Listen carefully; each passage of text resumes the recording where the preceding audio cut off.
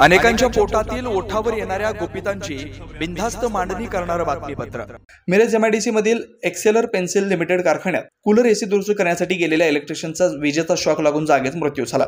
संतोष बाजीराव नाडे वय 44 मंगळवार पेठ मिरज असं मृत इलेक्ट्रिशियनचं नाव आहे। संतोष नाडे यांच्या मृतदेहावर मिरजेच्या शासकीय रुग्णालयात शवविच्छेदन करण्यात आलं। नातेवाईकांनी कारखान्याच्या घटनास्थळी जाऊन पाहणी केली। संतोष नाडे यांचा घातपात झाल्याचा संशय नातेवाईकांनी व्यक्त केलाय। याबाबत कुपवाड एमआयडीसीचे पोलीस अधिक तपास करतात। मिरजेतील मंगळवार पेठ येथे राहणारे संतोष नाडे हे मिरजेच्या वॉनलेस हॉस्पिटलमध्ये कामाला होते। मात्र हॉस्पिटल बंद झाल्यानंतर पडेल ते काम करून ते आपल्या कुटुंबाची उपजीविका चालवत असत। इलेक्ट्रिशियन असणाऱ्या संतोष नाडे यांना मिरज एमआयडीसी मधील एक्सेलर पेन्सिल लिमिटेड कारखान्यामध्ये एसी बंद पडला असून दुरुस्त करण्यासाठी कॉल आला।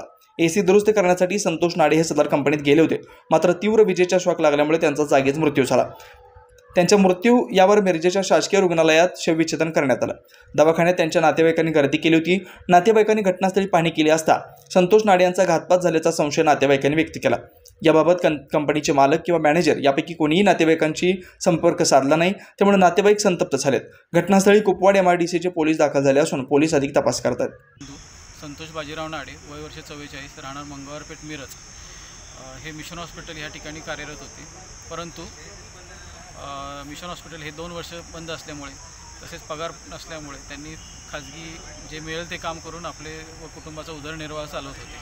अशाच वेळी त्यांना एक्सेला पेन्सिल्स लिमिटेड या ठिकाणून कूलर किंवा एसी दुरुस्तीसाठी कॉल आल्यामुळे ते त्या ठिकाणी गेले।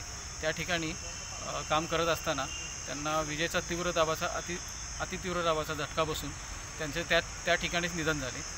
या ठिकाणी या प्रकरणाची व्यवस्थित चौकशी करून मिळावी ही आमची नम्र विनंती, तसेच त्यांची कुटुंबियांना योग्य ते न्याय मिळावा ही आमची विनंती आहे। धन्यवाद। बेधडक निर्भीड बिनधास्त मांडणी करणारा खबऱ्या लाईव्ह।